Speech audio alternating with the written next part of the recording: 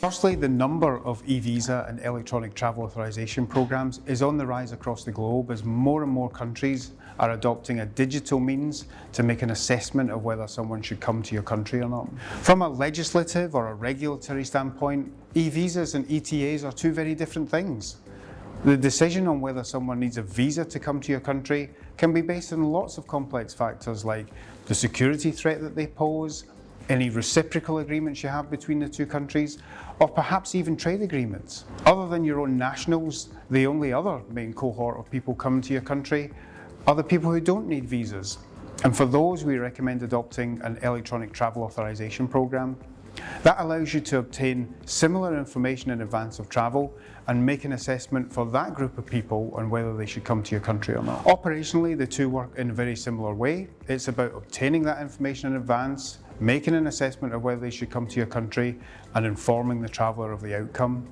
So we've built one solution that fulfills both purposes. Of course, there are many benefits associated with digitally transforming traditional paper-based processes into modern equivalents. The first is security, and security for the government. By automatically capturing information from the applicant's passport well in advance of travel, you can perform much higher quality risk assessment to ensure that that individual doesn't pose a security threat to your country. Secondly, we can use advances in the mobile technology, and specifically in terms of biometrics. The mobile phone can now verify individuals' passports and biometrically verify their identity before travel. A digital travel credential can be created on the mobile phone. That's a digital version of someone's passport, and that can be supplied to the destination government in advance of travel. Thirdly, adoption of ICAO's visible digital seal. By issuing a visible digital seal along with the visa, third parties, like for example airlines, can verify that that individual's visa is genuine and has been issued by a genuine government before they decide to carry them to your country. The second example is growth, and we have specific examples of where countries have demonstrated an increase in prosperity directly as a result of implementing an electronic visa program through increased sales of visas and increased travel and tourism. The third aspect is around operational efficiency, and by centralising your operation, you can deploy your staff in more effective ways. The fourth aspect is about traveller satisfaction. The modern traveller expects the use of contemporary technologies as part of their journey these days. So adopting a digital means for people to make these visa and eTA applications all contributes to an increase in traveller satisfaction. I think we're at the point now where we can implement a truly joined up digital approach to the entire journey, whether it be through land, sea or air. And it all starts with governments committing to digitally transform their eVisa or eTA program. At SITA, we hold a unique position in the industry, forming a bridge between the travel and tourism sector and the government sector. We've been providing border management solutions for over 25 years to over 70 governments. We process over 2 billion international journeys through our government systems. That's more than half of all international journeys. I think with our expertise and experience in this domain, we can do a lot to address the challenges that you're currently facing. More countries are looking to adopt a digital version of their traditional paper-based eVisa programs. At SITA, we've been delivering these solutions for over 25 years, so we have a lot of experience and expertise that we can help bring to bear for other countries around the world. We've deployed the latest advancements in technology, but in the context of eVisas and eTAs, to create the most effective regime for you. Our solutions improve security. We even have specific examples where they've contributed to growth and national prosperity. Our solutions improve the overall efficiency of your operation, and of course they increase the traveller satisfaction. If we make it easy for more people to come to your country, then more people will come. We've built up a lot of experience and expertise, and we'd be happy to share our findings and share our recommendations with you. Many countries have an online aspect to their visa program already. That might be as simple as a website to supply some limited information for perhaps a subset of their visa types in advance of travel. But technology moves quickly, and the benefits that technology can provide can't be ignored. So the questions to consider are, Does your current solution allow you to issue ICAO-compliant visible digital seals? Does your current solution cover the entire life cycle of processing, all the way through from receiving applications, making an assessment of that information, issuing the visa, and then subsequently the management of that visa once it's been issued? Does your current solution offer a mobile channel? And does that mobile channel offer the individual the option to create a digital travel credential, ICAO's version of the digital passport? Does your current solution have the flexibility, the scalability, and the interoperability that you need to run your operation? These features can add significant value in terms of security, but also in terms of ease of processing. For example, they can allow the airline to verify that the individual has a genuine visa in advance of travel and only carry those individuals that can demonstrate that they do.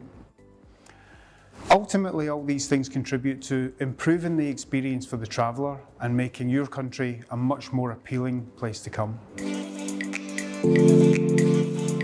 Under a digital visa or ETA regime, embassies and consulates will continue to play an important role in foreign relations. Creating an eVisa alternative to traditional manual processing releases these important staff to focus on more higher risk activities and other consular services that are provided through that channel. Ultimately, digitising these manual processes will improve the data quality and risk assessment associated with the application, and it will provide happier travellers due to quicker processing times and a less cumbersome application process. This makes your country easier to access and in turn a more attractive destination. Clearly, different countries have different needs in terms of volumes of visas issued, the complexity of those visa types, and these things can vary massively from country to country. First of all, our solution is scalable to cope with those different scenarios and configurable to cope equally well with fairly simple visa operations or large complex situations. To give you an example, we've deployed systems in the past that process millions of applications of a single ETA type, but equally we've deployed systems that process millions of applications for over 50 different visa types. So our solutions really cater for both ends of the spectrum. We view these solutions as a means to generate growth, and growth specifically in travel and tourism, and our solution scales with that growth as it develops. So we have a scalable, configurable solution that we can adapt to fit the budget needs of any particular country. More and more governments are moving the hosting of services to the cloud, and of course that offers obvious benefits in terms of lead times, scalability, and flexibility. When we talk about the cloud, there are actually a few options available. Firstly, we can deploy the system in your cloud. Many governments around the world have set up their own private clouds, and we'd be happy to deploy the eVisa or ETA system in your cloud. Secondly, we can host the system for you in our SITA private cloud, from which we deliver many of our existing government services securely and reliably to many governments already around the world. Delivery of a system like this usually involves setting up a system in country because there's lots of sensitive and personal information contained in the system. But first of all, we look to understand your operation. We need to understand what visa types you offer, the volume of visas you're issuing, the criteria on which people can apply for those visas, the prices of the different visas, the application information that's required to make an application, and perhaps any integration requirements you might have as well. We need to understand your vetting and approval processes and how you organise your staff. Then we can configure the system accordingly. The time taken to complete all of this depends largely on the complexity of the operation. For a simple operation, it could be up and running in just a few months, whereas for a more complex operation, it might be delivered in phases and might take slightly longer. But our delivery teams are expert in deploying these types of systems, and we've done it many times before. So we aim to have you up and running as quickly and as smoothly as possible. We're happy to answer any questions you have, and we're really keen to understand the specific challenges that you're facing in relation to your visa or ETA regime. We'd love to share our views on current industry trends and developments and how those could affect the types of solutions that you adopt. So please get in touch with us at borders.inquiry@sita.aero and we can start the conversation from there.